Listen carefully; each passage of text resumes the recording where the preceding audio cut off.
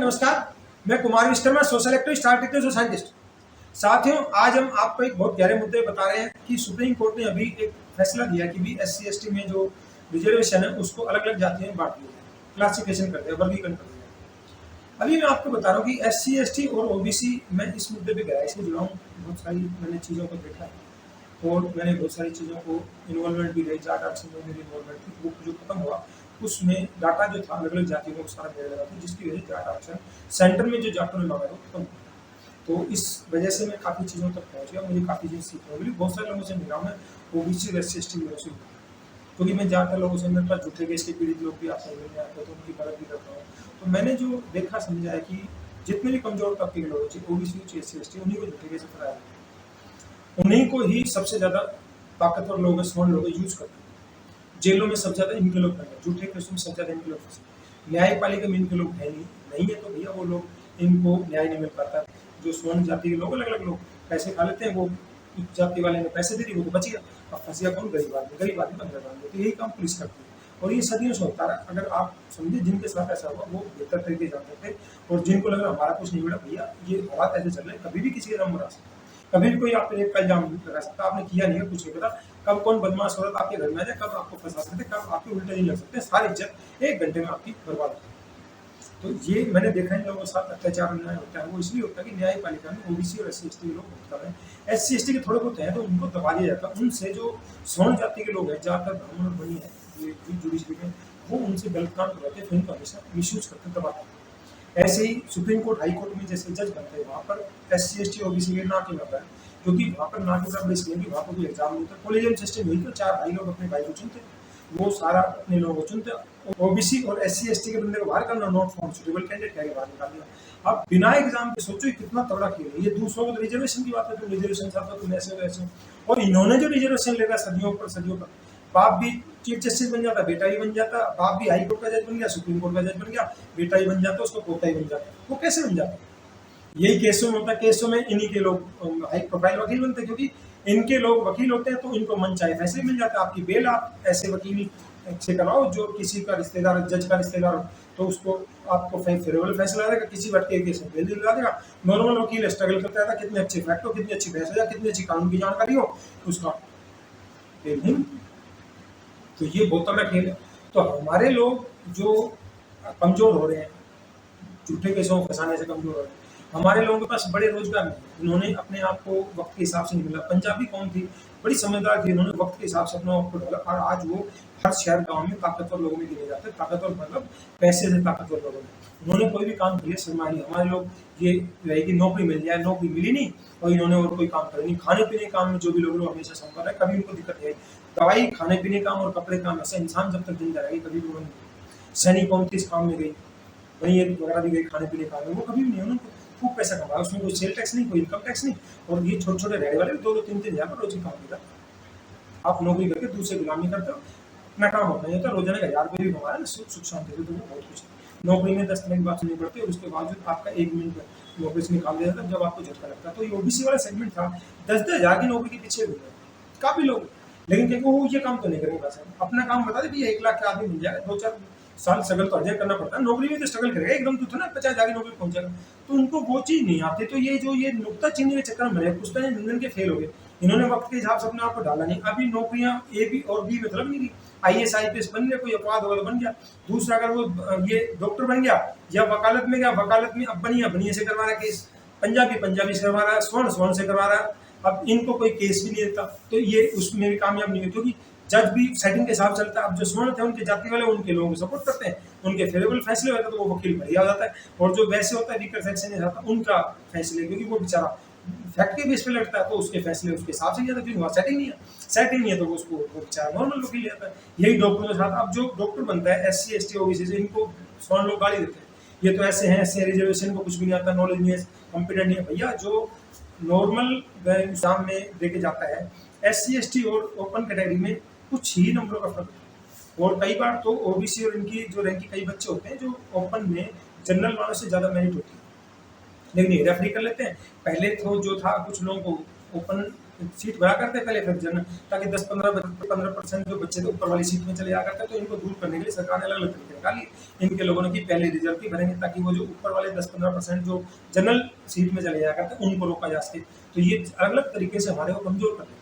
तो हमारी जो अलग अलग कमजोरी कारण, दूसरा क्या है कि SC ST तबका था तो छुआछूत के चक्कर में खाने पीने काम से दूर कर दिया, तो उसका रोजगार को खत्म कर दिया। अब उनके साथ समस्या क्या है कि उनके ये जैसे सफाई वाला बेचारा सफाई कर रहा, उसका बेटा भी सफाई कर रहा, बेटे का बेटा भी सफाई कर रहा, तो उनके पास भी रोजगार की समस्या है। अब 8-10,000 15,000 कुछ होता नहीं। दूसरा, उसमें भी सरकार ने घपला कर दिया। अभी हरियाणा में था, सरकार ने पुजारी थे जिनको बड़ी आसानी से पैसा मिल जाता, चढ़ावा था बिना कुछ करे, सिर्फ पूजा पाठ ही करना, उनकी 15,000 सैलरी कर दी। और जो बंदे यहाँ सफाई काम करा करते उनका मैंने देखा कि हमारी सफाई वाली आती थी, 40 साल से आ रही थी, उसकी सास आती थी, फिर वो एक्सपायर हो गई, फिर वो आती थी, वो कूड़ा लेके डंपिंग यार्ड जो था कूड़े को वहां डालती थी। अब उन पर 10,000 फाइन लगाना शुरू करते, वो 10,000 कहाँ से दी? तो उन लोगों का वो काम धंधा भी छीन लिया। जो 5-7 हज़ार रुपए जो घरों में काम करती थी, थोड़ा थोड़ा मदद होती थी, दुकानें रखी थी, तो 5-7 हज़ार का जो काम था, मदद था, उनको और कमजोर कर दिया। और वो और कोई काम नहीं करते। तो इनकी जो ताकत कम हो रही है। देखो, किसी भी काम को लड़ने के लिए, जिंदा रहने के लिए पैसे ही ताकत बहुत जरूरी है। ये चीज बढ़िया आदमी समझता, बढ़िया कैसे भी हालत में चला जाए, वो बंदा पैसे को नहीं छोड़ेगा। मौका मिलते पैसा कमाने का 1 नंबर 2 नंबर पैसा मौका है, नहीं छोड़ेगा। सोन भी करते हैं, घपले को दिखा वो अलग तरीके से करेंगे। दिखावा में देशभक्ति का, ईमानदारी का नाटक करेंगे, जागरण करवा लेंगे और दूसरे काम करेंगे, और उसकी आड़ में पैसा कमाएंगे। ये कथावाचक जितने भी सवन है, जाति विशेष के लोग हैं, ये 10-10 लाख रुपए क्यों लेते? फ्री में करें कथा, चढ़ावा मिलता वो मिल गया। इनके पास बड़ी बड़ी महंगी गाड़ी। अब वैसे आपको प्रवचन देंगे कि राम का वनवास था, ये उन्होंने एक कष्ट देखा, जबकि पता चलो इसी बंडाल में बैठा है, बड़े ज्ञान दे रहा और डिजाइनर सूट डाल रखा, उसकी डालने की जरूरत क्या है? भैया तू सिंपल कुर्ता पजामा पहन के बोल ले, वो तो उसमें भी बोल सकता है। लेकिन क्या होता है, ये हमारे को साइकोलॉजिकली गुलाम होता है। तो ये बहुत बड़ा गेम है। अपनी आर्थिक ताकत बढ़ाना बहुत जरूरी है। तो इसके लिए मैंने देखा है कि 2-3 चीजें हैं जो हमारे लोग, जो SC ST के OBC के लोग हैं, इनकी ताकत बढ़ाने के लिए किया जा सकता है, जिसमें बहुत ज्यादा खर्चा नहीं। आज के दिन हर घर में मोबाइल है, डिश टीवी है, हम उसका रिचार्ज कराते हैं हर महीने। हर घर में मान लो 4-5 मेंबर है, तो 2-3 फोन होंगे, तो एक फोन का मान लो 200-300 रुपए का रिचार्ज हुआ, तो 3-4 फोन हुए, तो बच्चों के लिए आगे इंटरनेट वाला रिचार्ज भी लगाना पड़ता है, मोटा मोटा, और केबल का भी रिचार्ज है। तो आपका डिश टीवी का मिला के लगभग 1.5 से 2 ज्यादा रिचार्ज, 2% इसमें मार्जिन होता है। आप रिचार्ज करवाते हैं किसी न किसी दूसरे बनिए बनिए या दूसरे जो व्यापारी उसके पास जाते हैं, या वो किसी बिरादरी दोस्त में पास जाते हैं, आपने इस पर ध्यान नहीं दिया। अब ऐसे ही आप, अगर ये आपके कहते रोजगार नहीं, रोजगार नहीं, इसमें कुछ नहीं करना। आजकल मोबाइल सब बंदों के पास आ गया, वो बंदा एक मोबाइल ले ले, मोबाइल भाई, उसमें 3-4 कंपनियों का है, जैसे एयरटेल है, जियो है, और अपना वोडाफोन है, एक BSNL, 4 कंपनियां, इनके 2-2 हज़ार रिचार्ज डलवा लिया। तो अब हमें क्या करना है कि जैसे हर महीने मीटिंग होती है, अलग अलग बिरादरियों की, उनमें समाज के लोग इकट्ठे होते हैं, तो वो क्या करें कि डाटा भी SC ST और OBC के अलग अलग संस्थाओं के पास, OBC के पास तो शायद ना मिले, लेकिन OBC वाले में जाति वाइज अलग अलग जाति वाली संस्थाओं के पास मिल जाएगा। SC ST में लगभग सबका इकट्ठा डाटा मिलता है। तो अगर आप वो अपने लोगों में सर्कुलेट करते हैं, भी आपने रिचार्ज करवाना, आप किसी ब्राह्मण बनिए, दूसरी बिरादरी के बंदे से ना करवाओगे, आप ये बंदा है, ये इसका नंबर, आप इससे रिचार्ज करो। आजकल पेटीएम से लोग पैसा ट्रांसफर कर ही देते हैं, 10-10 रुपए के लिए पेटीएम से ट्रांसफर करते हैं, कचौरी खा रहे हैं, पेटीएम से ट्रांसफर कर रहे हैं। तो आप उससे रिचार्ज करवाएं, और उसको 2 फायदे। एक तो क्या होगा, आपने कोई व्यापारी था, स्वर्ण था, उसकी ताकत बढ़ने से होगी। 2-2 रुपए भी करके आप 2,000 का हर महीने का ना, तो उसमें 50-60 रुपये उसको दे रहे हो, तो उसकी ताकत बढ़ेगी। अपने बंदे को रोजगार मिलेगा, उसमें ज्यादा इन्वेस्टमेंट नहीं, ये काम कोई भी कर सकता है। बहुत सारी संस्थाएं, धर्मशालाएं, स्कूल है, वहाँ पर कोई बंदा बैठ सकता है, उसका नंबर डिस्प्ले करके लोग दे सकते हैं। तो इस तरह आप काफी लोगों को रोजगार दे सकते हैं। हर कस्बे में एक बंदे को बढ़िया रोजगार मिल सकता है। एक से जो बड़ा शहर है, वहाँ पे 1 से ज्यादा लोगों को मिल सकता है। इसमें कोई ज्यादा इन्वेस्टमेंट नहीं, अगर लोग थोड़ा सा ध्यान दें तो बहुत सारे लोगों को रोजगार मिल सकता है। दूसरा, एक और मैं बता रहा हूँ, हर घर में राशन आता है। राशन आता हम किसी न किसी व्यापारी से खरीदते हैं, वो सोन जाति को नॉर्मली, या मॉल में जाके खरीदते हैं। अब मैंने देखा कि हमारे जैसे रेवाड़ी में लोग बड़े बड़े दुकानदार, ट्रक के ट्रक, जिनके पास ज्यादा बजट है, वो ट्रक का ट्रक वहीं से उतरता है, और ये दुकानदार ले जाता है। मार्जिन होता खूब होता है, क्योंकि बीच में तो कमाते नहीं, तो बल्क में उठाना नहीं होगा। तो आप भी हर संस्था की, बड़े बड़े शहरों में, गाँव में, कस्बों में जमीन, वो वहाँ पर अगर अपना एक स्टोर खोले, उसको नो लॉस नो प्रॉफिट में चलाए। उसका सारा तरीका मैं आपको बता दूंगा कि स्टोर कैसे खुलेगा, सामान कहाँ से लेना, कैसे लेना, थोड़ा सा फंडिंग कहाँ से। अब ये लोग इतना जो पैसा खर्च करते हैं, अब कोई फंक्शन करना, उसके लिए 2-4 लाख इकट्ठे करते हैं, खाना खिलाया पिया, टाइम खर्च कर दिया, उसका कोई फायदा नहीं। उसकी बजाय वो 2-4 लाख रुपए, जो थोड़े संपन्न लोग हैं, जो पेंशन वाले हैं, या जो आर्थिक रूप से संपन्न है, वो थोड़ा 5-5 हज़ार रुपये डोनेट करें, उससे 2-4 लाख रुपए का फंड बना के वो वहाँ पे एक स्टोर खोल देगा। तो और हमारे लोग उससे खरीदते। अब क्या होता है, घर में 10,000 का राशन बड़े आराम से आता है, 10,000 में से अगर आप नो लॉस नो प्रॉफिट में बेचोगे तो उसको 10,000 का जो राशन भेजा था उसको वो राशन पड़ेगा लगभग 9,000 में, उसका 1,000 रुपये महीने की बचत होगी। इन्होंने मदद की, अब उन्होंने अपने और भाई बंधु की तो मदद कर दी ना, लेकिन उससे उनका जो 5,000 रुपये मदद की थी वो तो 5 महीने वसूल हो गए उनके रखते तो उनका पैसा वसूल हो गया। अब क्या है, जो पैसा था वो जो अब जो नॉर्मल परिवार थे उनको भी वो मदद मिलेगी, उनका भी पैसा बचा, उनको वो सेविंग 1,000 रुपये बच गए। 12,000 बोलते साल को 1,000 रुपये को अगर आप सही ढंग से देख रहे हो, सेविंग पे मैं अलग अलग वीडियो बनाऊंगा कि आप अगर पैसे को थोड़ा थोड़ा बचा के, मैंने देखा ऑटो चलाते हैं गरीब तबके से 1,800 रुपये रोज कमा लिया उसको नशे में लगा दिया, क्या फायदा कमा लिया। तो उस पैसे को अगर वो 200 रोज बचाए, महीने के 5,000 बचाए, भाई साहब अगर वो 10-15 साल उसको ढंग से इन्वेस्ट कर ले तो वो पैसा उसके पास करोड़ रुपये हो जाएगा। करोड़ रुपये से वो आराम से सब कुछ बहुत अच्छे काम कर सकता है, क्योंकि उस समय तक आज से 15-20 साल बाद महंगाई बढ़ जाएगी। मैं देखा था शेयर की एक बार पढ़ रहा था, एक बंदा बता रहा था, शेयर के एक्सपर्ट थे, बता रहे थे जिस बंदे ने 1974 पता नहीं 76 की बात बता दी, इन्फोसिस कंपनी में 1,000 रुपये इन्वेस्ट किया था सिर्फ एक बार 76 पता नहीं 78 की एग्जैक्टली मैं ईयर बोल रहा था, लगभग 80 के आसपास। उस बंदे की आज जो उस पैसे की वैल्यू है कितनी होगी आप सोच भी नहीं पाएंगे। आप सोचेंगे 1 आध करोड़ होगी, 10-20 लाख होगी, वो आज 700 करोड़ रुपए उसकी वर्थ होगी 1,000 का जो एक बार। तो इस पैसे की कैसे ग्रोथ करनी चाहिए। एफडी में करते हैं, एफडी में 5-6% ब्याज मिलता है, आरडी में भी 6% मिलता है, उससे ज़्यादा तो महंगाई लगती है। तो आपने 2 साल बाद उस पैसे 3 साल बाद निकाला तो उस पैसे की वैल्यू भी कम होगी, क्योंकि आज की जो महंगाई दर है 17% चल रही है। तो आपका पैसा कब बढ़ता है, जब आपकी पैसे से जो रिटर्न मिल रहा है वो महंगाई दर से ज़्यादा, वो सिर्फ मिलता है म्यूचुअल फंड में। सिर्फ जो होती है हर महीने जो म्यूचुअल फंड में इन्वेस्टमेंट का होता है, हर महीने आप एक अमाउंट फिक्स करते हैं, 2,000, 3,000, 5,000 जितना बजट है वो धीरे धीरे इन्वेस्ट होता था। वो आपको साल में एवरेज 20% का रिटर्न होगा। अगर आपने 5 साल प्लस इन्वेस्ट किया तो बढ़ता बढ़ता बढ़ता 10-15 साल बाद वो आपको अच्छा रिटर्न देगा। लेकिन वो साल 2 साल के लिए इन्वेस्ट ना करें, इसको लंबे टाइम के लिए इन्वेस्ट करें। तो ये मैं अलग अलग तरीके डिटेल में बताऊंगा कि आप अपने पैसे को कैसे इन्वेस्ट करें। लेकिन मैं देखता हूँ कि इससे जो हमारे SC/ST ओबीसी के करोड़ों परिवार उनके घरों में संपन्न आएगा, 1,000 रुपये की बचत बहुत मायने रखती है। ये छोटे छोटे दूध के इनके वीडियो बना रहे हैं, इनसे भी आपके महीने 500 की बचत हो जाएगी, तो बहुत बचत होती है। तो आपके जो पैसा बचा उस पैसे को आप इन्वेस्ट करें, उसको अच्छे काम में लगाएं। वो पैसा आप अपने बच्चों के काम धंधे में लगा सकते हैं, पढ़ाई लिखाई में लगा सकते हैं, और किसी काम में लगा सकते हैं। वो कहीं ना कहीं आपकी खुशियों के लिए काम है, उस पैसे को बर्बाद ना करें। तो उस पैसे को आप सदुपयोग करें, करोड़ों परिवार में संपन्न आएगी। और दूसरा, जो आपके पैसे की वजह से तीसरा बंदा जो स्वर्ण कमा रहा है वो ताकत ले रहा है और उस ताकत से आपको कुचल रहा है, उनकी ताकत कम होगी। ठीक है, हम बड़े बड़े कई हजार करोड़ की कंपनियां नहीं लगा सकते, छोटे छोटे काम तो कर सकते हैं, इसमें ज़्यादा टेक्निकल वो नहीं है।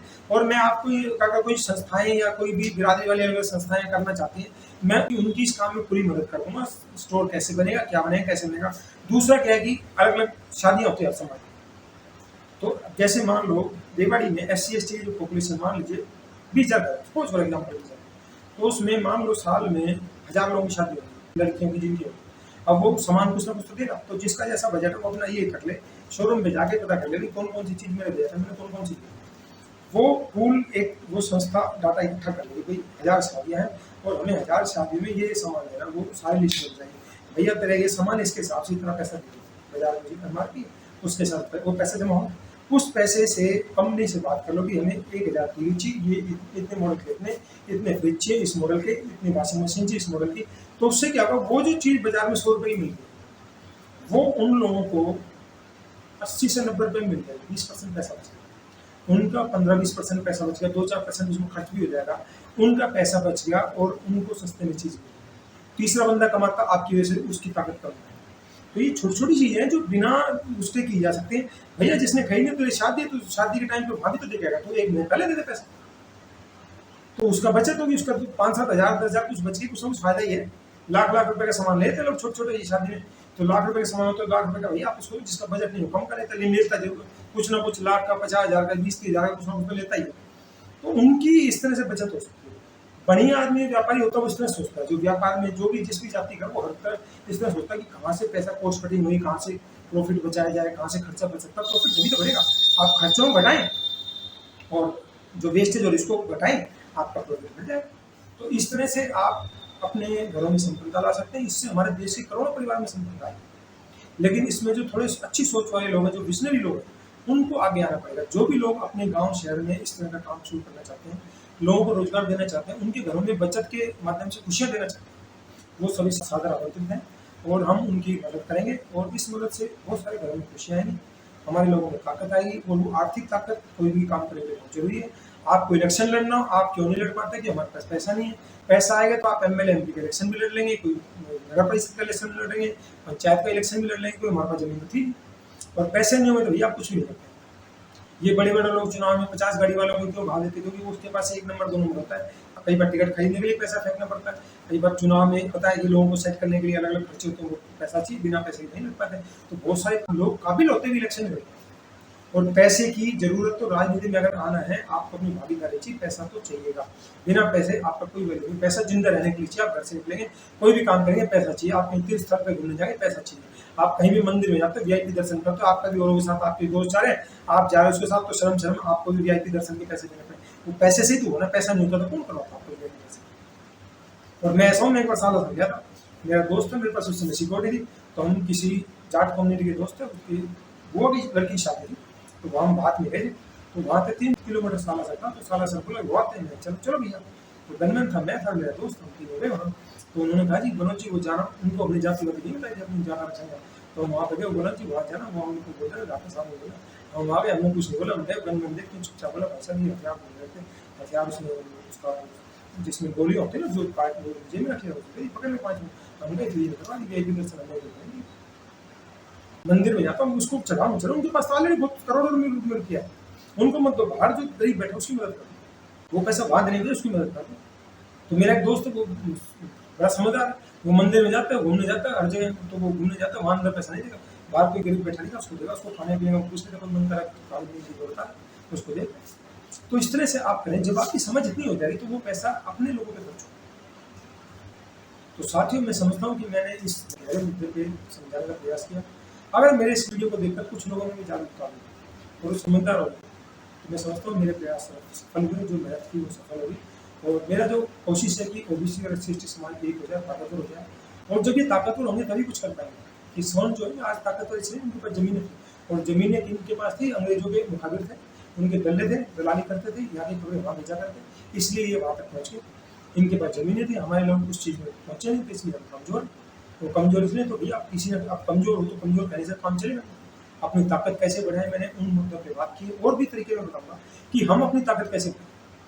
तो बिना पैसे कोई भी गाड़ी चलने वाली है। आपको एडमिशन चाहिए, आपके पास 50 लाख रुपए, आपको प्राइवेट कॉलेज में एडमिशन मिल जाएगा। नहीं है तो भैया बैठ अपने घर, या तो नंबर अच्छे ला, नहीं आए तो बैठ, या तो सरकारी कॉलेज में एडमिशन के लिए बहुत ज़्यादा बोला। और आईआईटी में भी आजकल 8-8, 10-10 लाख में फीस होगी। आईआईटी में जो सस्ता काम नहीं है, 8-10 लाख रुपए 1 साल की दोगे भैया, 4 साल में अगर पढ़ा तो 25 लाख, 32 लाख चाहिए। 32 लाख का बजट कहाँ से आएगा, जो नहीं मिलेगा। पहले 1-2 लाख थी तो रिश्तेदारों से मांग मूंगे, काम चला लेंगे, 4-5 साल चले अच्छा काम कर लेंगे। तो परिस्थितियाँ बहुत बदल गई, शिक्षा महंगी कर दी है, प्राइवेट यूनिवर्सिटियाँ दरबार चलेंगी। और आपके पास पैसा नहीं है तो आपके बच्चों को शिक्षा से दूर करने का मतलब आपको कमजोर करना है। जब शिक्षा नहीं होगी तो आप क्या करोगे, नॉर्मल छोटे मोटे काम करेंगे, फिर मजदूरी करोगे, गुलामी करनी पड़ेगी। साथियों आपको हमारा वीडियो अच्छा लगता है, इसको लाइक करें, कमेंट करें, सब्सक्राइब करें। आपको हमारे वीडियो में कोई भी कमी लगती है, इंप्रूवमेंट लगता है, सजेशन लगता है, आप हमें कमेंट सेक्शन में जाकर जरूर बताएं, ताकि भविष्य में जो भी जानकारी लेकर आए आपको बेहतर से बेहतर जानकारी दे सके। धन्यवाद, जय हिंद।